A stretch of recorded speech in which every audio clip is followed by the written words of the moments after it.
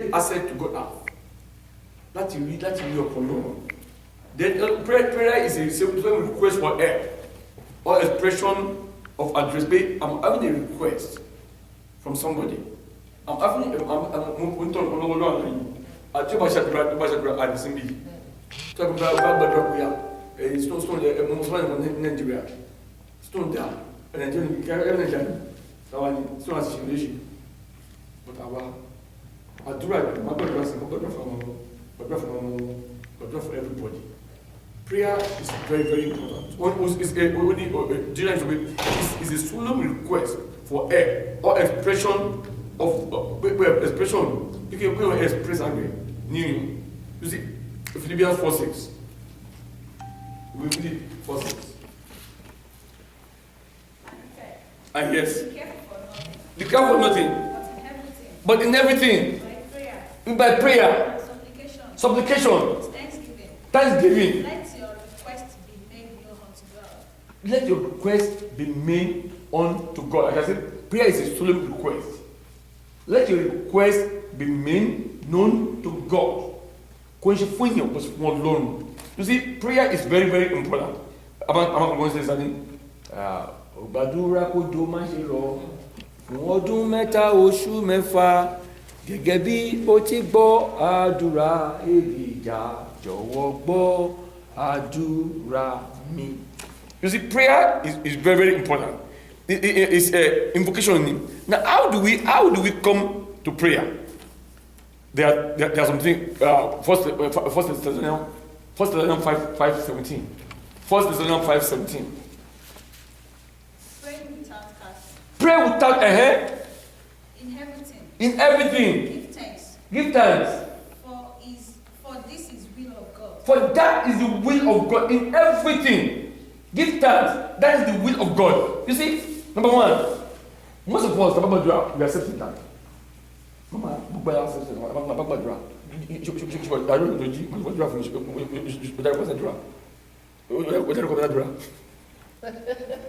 hallelujah. I want to say 5 conditions that the prayer cannot be answered, because I'm going to give you 6 conditions for prayer answered. But our self-centered. Kí o tó rántí ṣọ́ọ̀ṣì? Kí o tó rántí ṣọ́ọ̀ṣì? Mo bá jẹ́ ọmọ rántí ṣọ́ọ̀ṣì. Mo bá jẹ́ onígbójú ọmọ ẹni tara ẹni lámà kọ́kọ́. Ọyẹ sọ sí ni. Hallelujah. Kí o tó rántí èèyàn kúrò jáde. Akọ́gbà rẹ̀ nù. Akọ́gbà jọ pé ọdún wà láyé. Nǹkan tó ń ṣe mí yìí. You see, most of us in our prayer, we are self-centered. We are very, very self-centered in our prayer. Mama say fún mi ní nǹkan gbàdúrà sí. Kí tó gbàdúrà sí mama say àkókò gbàdúrà sí mi náà. Ọlọ́run ṣàánú fún mi o. Àlejò ìṣe báyìí o. If you are praying, if you are self-centered in your prayer, put them self-centered in prayer. This one will loud. He is too self-centered in his prayer. That's what I'm. In our prayer, we should not be self-centered. We should pray for the peace of Jerusalem. The Bible says, pray for the peace of Jerusalem. So I don't know what is sharing. When we pray for the peace of the church, tomorrow when you want to just Sunday, because when you say, I'm going to go to church, you mean you're not talking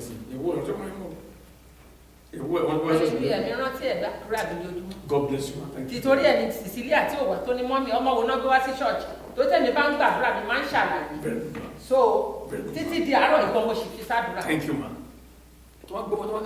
We supposed to, because nítorí náà bẹ́ẹ̀ fi Jerusalem káàdọ̀ ní kó ṣe eré.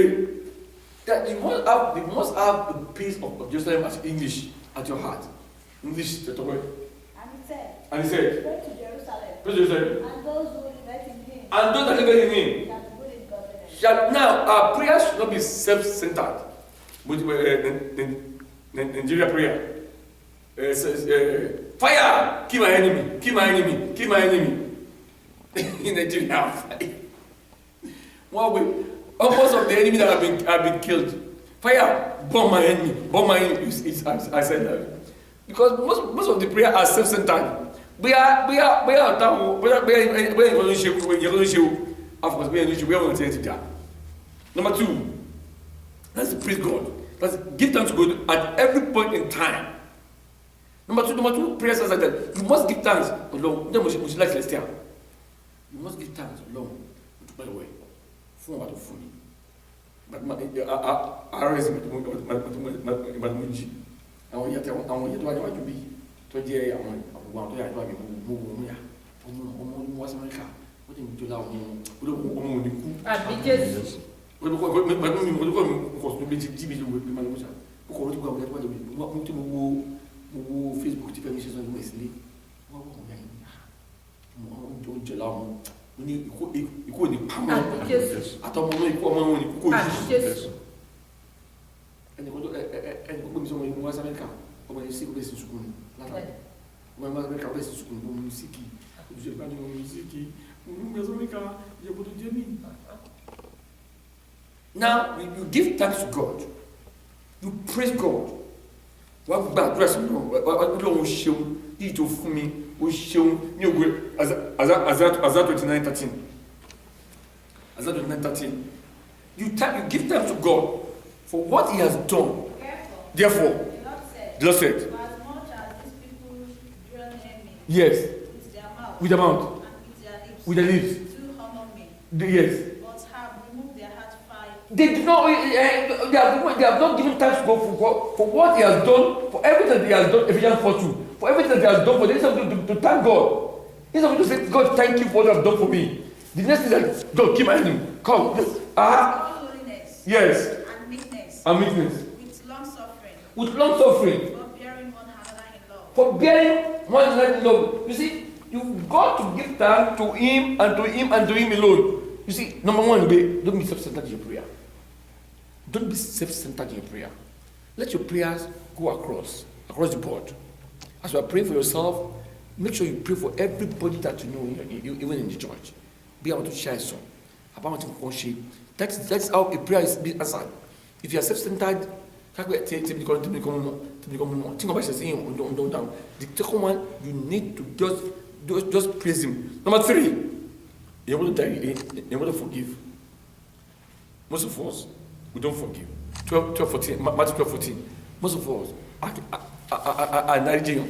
And to what shame, what am I kuni? What am I kuni? Yes. And how they cancel Yes. Against him. how they might destroy him. Yes. But when Jesus knew it, Yes. he withdrew himself from the trance, Yes. and great multitudes followed him, Yes. and he healed them all, Yes. and charged them that they should not make him known, Mm-hmm. that it might be fulfilled with all spoken of Isaiah the prophet, Mhm. saying, Behold, my servant whom I have chosen.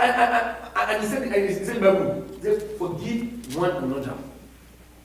Forgive one another in every. Forgiveness must follow. After you have accepted in your prayer, after you are praising, the next thing you must have the art of forgiving.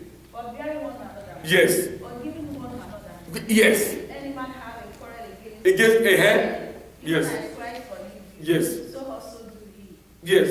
And above all these things, Above all these things. put on charity, Yes. which is born of perfectness. Number 4. Love God. Ẹlẹ́mí kan sìn fẹ́ràn lọ kó wá ṣọ́ọ̀ṣì tó bá ti wá ṣọ́ọ̀ṣì bóyá màmá mọ́lẹ́gbọ̀n máa dé màmá dé àwọn bẹ́ẹ̀ tẹ̀ fún àwọn bọ́ọ̀lá àwọn ẹgbẹ́ máa dé wọn yóò ti kó sí pé apáàkì báìbù lè kò lọ́ba rẹ̀ wọ̀ everybody lórí àṣàjẹ́ mo sọ fẹ́ nìkan orí ìyàrúgbó kan ìyàrúgbó ẹ̀bà wọ́n yẹ ìṣọ́ṣẹ́ àmásàkó ìṣọ́ṣẹ́ ayé àjẹ́ ni wọ́n ní ọmọdé bá wọ́n máa sá fún wọn náà mo ní ìyàtọ̀ orí ìpínṣẹ́ yẹ̀ wọ́n tó kó darúgbó tó bá ti yáyẹ darúgbó bàmí yáyẹ oníwà ṣọ́ọ̀ṣì kó máa sùn Àbí? Ó ti rẹ̀? ó ti rẹ̀ ìyàrúgbó ìyàtì 5 ó dẹ̀ adẹ́gbẹ̀gbẹ̀ àwọn àti adẹ́gbẹ̀gbẹ̀ onílàgbéyà mo ní tó kó darúgbó mo ní tí wọ́n náà bá dàgbẹ̀gbẹ̀ mọ́ sá fún mi. There must be developed of love in one another. Àwọn ènìyàn yìí fi ẹni túmọ̀. Wọ́n fẹ́ tó súnmọ́ mi. Ṣùgbọ́n ètè wọ́n fi ètè wọn bu ọlá fún mi. Bẹ́ẹ̀ni. Ọkàn wọn jìnnà sí mi. Ọkàn wọn jìnnà sí mi. Wọn lásán ni wọ́n tẹríba láti ọdún tẹ́ ẹ bá fún mi. Wọ́n sì fi òfin ènìyàn kọ́ni fún ẹ̀kọ́. Wọ́n fi ènìyàn kọ́ni fún ẹ̀kọ́. You see, that is, you must keep law. You must, you will fẹ́ràn Ọlọ́run. Then, faith. Láti gbàgbọ́, ẹ̀lẹ́mí wọn ṣọ́ọ̀ṣì. Ó pàdé ó put them on bẹ́ẹ̀ àdúrà ẹ̀ gbà. Mo wá ṣọ́ọ̀ṣì ni. How can the prayer be answered? Mo sọ fún ẹnìkan, you come to church, you just àdúrà kan lè gbà. Tí bẹ́ẹ̀ nǹkan ṣe díẹ̀ ní olówó ìbò ní. There are some physical things that is not what ẹ̀sìn àpòsí kọ́mọ́ ẹ̀kọ́ ṣe wáyé. Àti dìde sí tabataba àti ọba tí wọ́n bí 50-60 àti kúnlẹ̀ tó bá wà kúnlẹ̀ àti dìde, you will struggle to get up. Ṣé yẹjọ wáyé?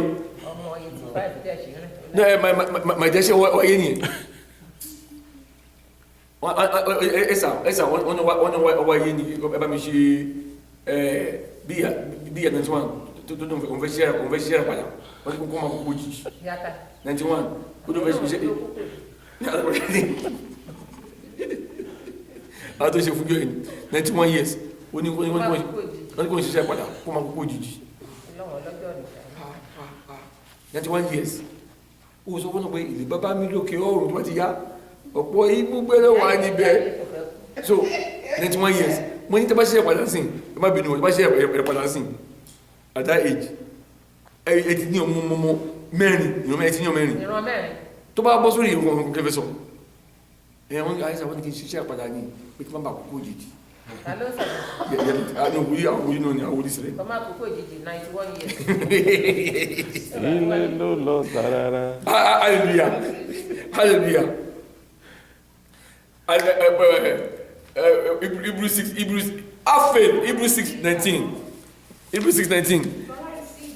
Láì sí gbàgbọ́, you cannot please God. Ìwọ. Èyí tí àwa ní bí ìdákọ̀rọ̀ ọkàn. Díẹ̀ ní ìdákọ̀rọ̀ ọkàn. Ìrètí tó dájú tó sì dúró ṣinṣin. Yes, ma. Tó sì wọnú ilé lọ lẹ́ẹ̀kan. Lẹ́ẹ̀kan. Lẹ́yìn aṣọ ìkejì. Lẹ́yìn aṣọ ìkejì. We are doing English here. And it said, which hope we have. Yes. As an anchor of the soul. Mm-hmm. Both sure and steadfast. Yes. And which entereth into that within the veil. Yes. You see, prayer and faith is equal power. If you cannot pray, you cannot have faith, it's equal power. I think I'm going to be to maybe. Pastor Joseph, ẹni wọ́n bá yá ti ṣọ́ọ̀ṣì kan ní tiwa, wọ́n ní ọmọ náà mi wá, wọ́n ní ìbàdàn lọ sí Nàìjíríà, wọ́n jíṣẹ́ fún Nàìjíríà kí wọ́n ṣiṣẹ́ àpadà fún ìyá wọn, wọ́n wà kókó yìí. mi máa dẹ̀ sọ fún pé ọjọ́ àdálẹ́. Mo ní ọmọ ẹni tí wọ́n ní kẹ́ ṣiṣẹ́ iṣẹ́ ikú yìí. ṣé máa gbàdúrà fún mi máa There ń lò ní fọmọṣẹ́. are some messages that are like full messages, and people just want to listen to the messages. And when people see how many want to say that, you see, prayer plus faith equals power. Then even though a person in prayer, number 6, even though a person in his prayer, he will back up, he will give up. Once you give up, you're in trouble. Matthew 7 to 10. Matthew 7 to 10.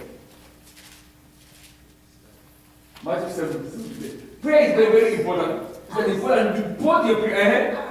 Ask. And shall be given. I shall be given. Yes. Seek. Seek. And he shall find. I shall find. Knock. No. And it shall be opened unto you. Yes. For everyone that asks, receive. For everyone that asks will receive. And he that seeketh, findeth. Yes. And to him that knocketh, it shall be opened. Yes. Or what man is there of you? Uh-huh. If son has bread, Yes. it is given him a stone. We said, everybody will pray for himself before praying for others. How bad of a prayer? Ọlọ́run don't want my baby kọ́ ṣe fún kó tó wá rántí ṣọ́ọ̀ṣì. Maybe they blame anybody. But don't be too self-centered in your prayer. Don't be too self-focused in your prayer. Don't be let your prayers spread along. Ẹgbẹ́ bí wọ́n ti gbàdúrà ẹ̀wọ̀n mi nílùú sí wọ́n wá gbèrú ẹnìkan ni mo sọ ní lánàá wọ́n ti mú tán pọ́nmọ́ wọ́n ti mú tán wọ́n ti lọ sí court wọ́n ti fún ní letter deportation fún wa lọ́tí Nàìjíríà wọ́n ti fún letter deportation pé ó dáa pé kó sùúrù kó sọ mí lánàá láti bẹ̀rẹ̀ Tuesday prayer wọ́n kò máa lọ so gbàdúrà ní court ó ti wà ní detention for 2 years. Wọ́n ti ra tíkẹ́ẹ̀tì Surukẹ. Wọ́n ti ra tíkẹ́ẹ̀tì wọn to fly. Àtọwádé court ní last week. Adájọ́ bá ṣí adájọ́ ṣùwé. File 3. Adájọ́, the lawyer does not open, the judge go open up to the bottom.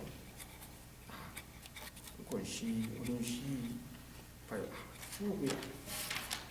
You've never had wọn mú ẹrí fún ọkàn ó gba tíkẹ́ẹ̀tì rí bó ṣe jẹ́ gan ó gba tíkẹ́ẹ̀tì kan rí ó tó ẹjẹ́ tó jẹ́ ní you never had a problem wá bí lọ́wọ́ immigration officer tó ń gbé kí ni ẹ̀fẹ̀ ọ̀sẹ̀ ọ̀nà àwọn bọ́ọ̀sì náà ṣe rí mú kò tẹ́ sí kankan rí I'm granting your green card. But you start which calling it. When you what to be where is your when you address don't be come on to so when you just give them your where you live court back bí ẹ ṣe dìde ni but you dìde àwọn tó kó ṣe kò sí lọ́wọ́ yín kò sí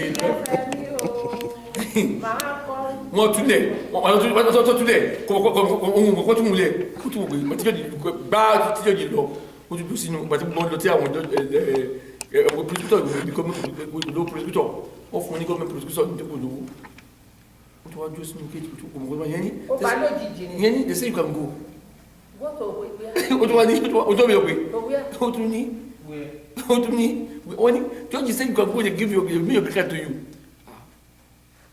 Ó bá lójijì ni kò mọ̀ pé nínú jọ́jì ti kúrò bẹ́ẹ̀ jọ́jì ti kúrò everybody ti kúrò nínú dọ́kì tó wà ó yíwà ń bẹ̀ ó ní àwọn sheriff ní go you can go hallelujah ó ní ó gba àdúrà pé ẹni wọ́n gbàgbà fún wọn àwọn tó ẹgbẹ́ ìbẹ̀rẹ̀ di study tí wọ́n bá ṣẹlẹ̀ ní Amẹ́ríkà tí ọmọ ẹjọ́ òjò tó wúlò wọn ọjọ́ yìí nìkan ló máa káàkiri kọ́ pé ó ní pé ó ń fàṣẹ ní tí ó wúlò fún jọ kò sí jẹ́ ogun ẹni wúlò fún kò sọ́rọ̀ tó yọ sí mọ́ torí iṣẹ́ máa ń fàkùrà kò sọ́rọ̀ tó yọ sí mọ́ kò sí pé wọ́n rántí bàtí ilé ẹ̀nìkan ní pẹ́pẹ́rẹ́ níjọ because ó ń ṣe wọn Yorùbá ṣe dúró tì ó ṣe bọ́ nù ẹ̀ ó ti bọ́ sí pọ́sítọ̀ pé àbí ọjọ́ kó tó àbí òun kó tó ń ṣe ó bá lójijì ni because wọ́n ti ra ticket already yìí tó fọ́ láti London tó parí London yìí tó ju gbogbo lólé tí yẹn forí láti tó mọ̀ forí fún rẹ̀ ìyẹn kúkú kífà fún Ọlọ́run ni ó bá dọ̀rọ̀ láti jẹ́ ìyá ẹ̀ Ọlọ́run ní dáríjì hallelujah hallelujah because that thing shocked him. Ó ní ọ̀nà tó lọ́rùn bá ṣòro láti ṣe iṣẹ́ rẹ̀ ọ̀nà rẹ̀ ẹnìkan kò mọ̀ àwa àrídì ní aláìgbàgbọ́ wọn yóò ṣìnà wọn kọ́ṣẹ́ Olúwa ṣùgbọ́n àwa tó gbólúwa gbọ́ á kí ipò fò láyé. Because he was shocked. The only thing I can do is prayer. The pastor might have advantage upon you as a pastor. But once you are in God, once you can pray, nothing will be held back. You see, prayer has its reasons. Everybody pray for a particular reason. Number one, prayer and God omnipresent. Prayer and God omnipresent. Because we don't see. Ni Jonah. Ni Jonah. John 2:1. Jonah when we get to bedrock. Now, yes, when you want to feel it, when you feel it last week, when you got ticket to the middle way, everybody ticket 1 years, everything okay 1 years. When you find it, when you could day here, who was you a day in? What should find it? Oh, what are going? Okay, what you were signing because go through.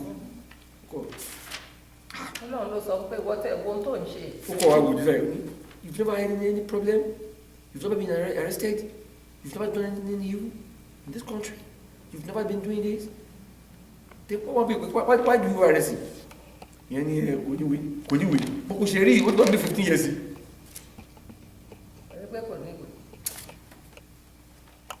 I'm giving you your green card. Arise. Orí ìlú jìnnà sí wa. Wọ́n ní wọ́n tún fílẹ̀ sí àtijọ́ lóyè àjọba tó lóyè àjọba pẹ̀lú ọlọ́jà ọmọ ọ̀la. Ọmọ fún lóyè àjọba yẹn tọ́lá wọn sọpọ́ọ̀tì. Ìjọba ni. Kò ní sọpọ́ọ̀tì tó lóyè àjọba ni ọ̀fẹ́ lọ fún ẹ̀. Tí wọ́n tó bá ní oṣù máa ṣe. Free of charge in Nigeria, free of charge Nigeria ni. So òun fún ara ẹ̀ ló lù. Now God is yes. Olúwa sọ fún ẹja. Olúwa sọ fún ẹja. Ó sì pọ̀ Jónà sórí ilẹ̀. Ó pé Jónà yìí olóòlù ẹja ẹ̀ sí pé ló gbé ló pọ̀ sí ìdílé fẹ́ pọ̀ sí. Olóògbé ẹjọ́ jẹ́ sún ojú. Ó kọ̀ pé ìmọ̀tò tó sún ojú bí bẹ́ẹ̀ ní ẹbí yàtọ̀. Ó kọ̀ pé let me check this jẹ́ ìjọba tó mú jẹ́ ṣe. Ó continue fún mi. Ọ̀rọ̀ Olúwa sì tọ́ Jónà wá lẹ́ẹ̀kejì. Yes. Dìde lọ sí Nénéfè. Ìlú ńlá ni. Yes. Ó sì kéde sí. Yes. Ìkéde tí mo ti sọ fún ọ. Ìkéde tí mo ti lọ ṣe kó ló wọ́n sọ ẹ. You see prayer number my sister prayer has no barrier. Kò sí barrier fún prayer o. Prayer has no barrier. Most of all, the way we pray there is not the way we pray in Nigeria. Mo ní ọmọ ọdún fún tó bá mi ọmọ ọdún fún tó bá mi ní tó wá sí America tó win lottery ọmọ ìlọrin àtọkọ dé tó bá jí lóru fire Holy Ghost burn them okay máa sùn Holy Ghost burn them Holy Ghost steal them okay mo ṣáà mi tẹ́ kó máa sùn pàtó máa jí mo ní if you start work you must do this prayer o you must not end this prayer like this o this is prayer you are doing when you start work o mo ní bá bẹ̀rẹ̀ iṣẹ́ o àjọ tó ń ṣe nísìn ọmọ bàbá ẹ o ọmọ sí mi o mo ní ọmọ sí mi o àwọn ènìyàn kú àbúrò okay money you see I don't know the difference. Why do we pray back to Nigeria? The prayer here is so like the Jamaican prayer. And I look at it, I said, and God is answering the prayer. It surprised me. God is answering the prayer, but in our country we must knock our head on the wall, or we must take I saw they said somebody tell me they have a cane in Nigeria. They want to beat them. So beat them.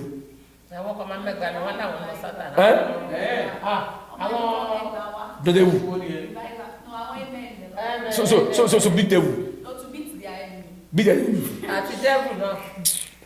It's forgiveness. It's foolish prayer. Can you see your enemy? Devil? Can you see devil? Devil is a spirit. Devil is an angel that you cannot see. Beat the enemy. Bam, bam. It's like foolishness. And here we come, the naked job. I thought we just pray, and the prayer is being answered. For Because are selfish indeed. Yes, America will tell when a child is born between age of 1, that day you don't have to be more anything. 5 years, you will collect what? Week. Yes. Free of charge.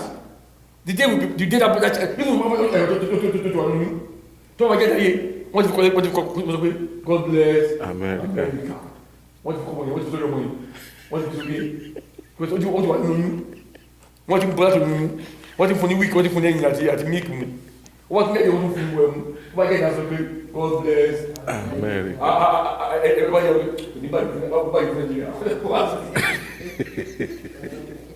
In a day, there are prayers. You see, the prayer that we are praying does not make the country grow. When church, enemy one man, enemy and but Yarubo, once you get to age Yarubo, I beg for you. I mean, I want to see the Kia. Now, what do I do?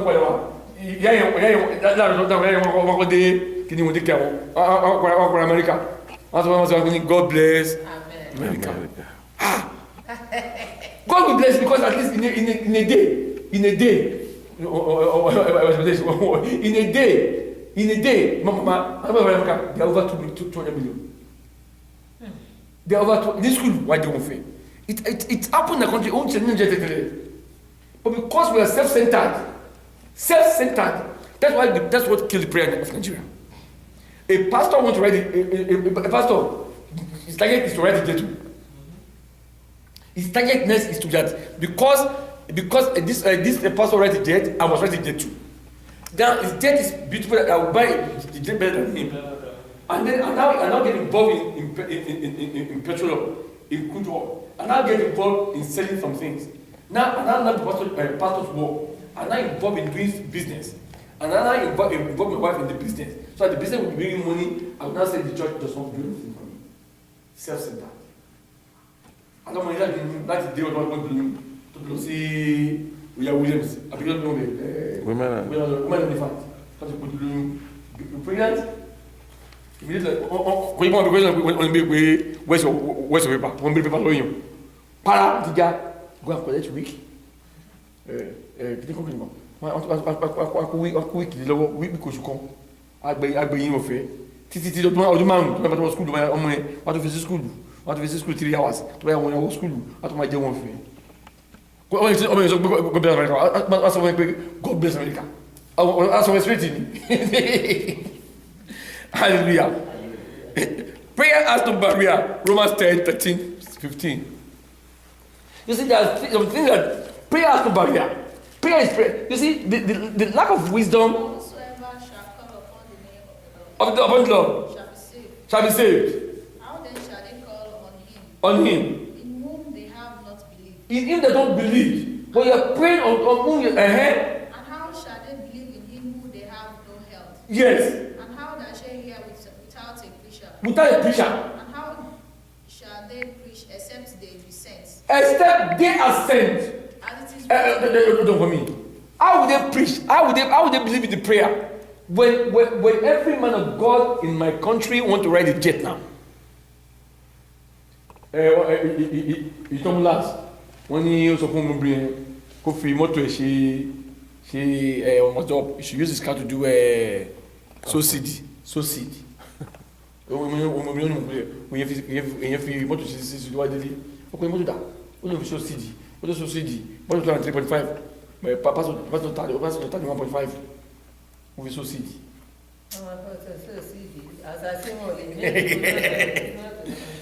Self-centered prayer cannot work. Continue. And it is written. how beautiful are the feet of them And those that are sent, that are really sent. And that's why a preacher was praying a voice on YouTube. Only why is that we having problems when there are so many anointed men in Nigeria? Who call them anointed men? Crowd. You know, just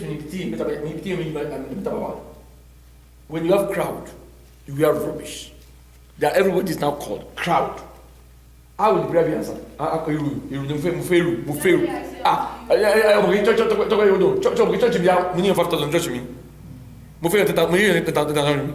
crowd. They are not.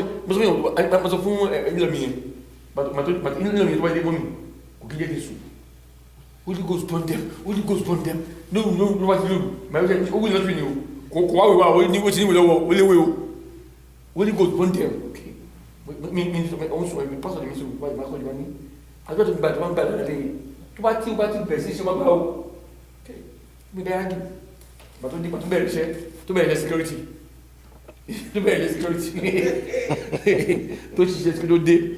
To day ale to jẹun to di 12 bí ní bàbá dra bí ní lójì pàpàpà Holy Ghost pray exactly we no pata no you go pray Holy Ghost please I'm tired when you that today me and you go do the prayer me and we will do the same prayer today tonight but I don't want now we go pray till 2 o'clock. But I don't get house. I go rent house.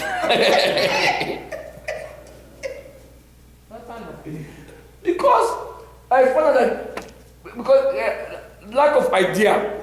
You don't power you. When you do double. When you come back from work, I'm must what do mommy, where my church. But God still answers the prayer. Now, continue. Again I said unto you, Yes. that if two of you shall agree on heart Agree in prayer. as touching any things, Yes. that they shall ask, There's your it ask. shall be done. Shall be done. Die of my Father, Yes. And you do it. Number 3, God wants one prayer. Sharing, most of us are doing that for funny. I give us a prayer. Most of them come ní orí pé mi. Ó ní kò ń ṣiṣẹ́ pa kó mú 50,000 wa. Mo ní tó bá fún pastor 50,000, you are useless.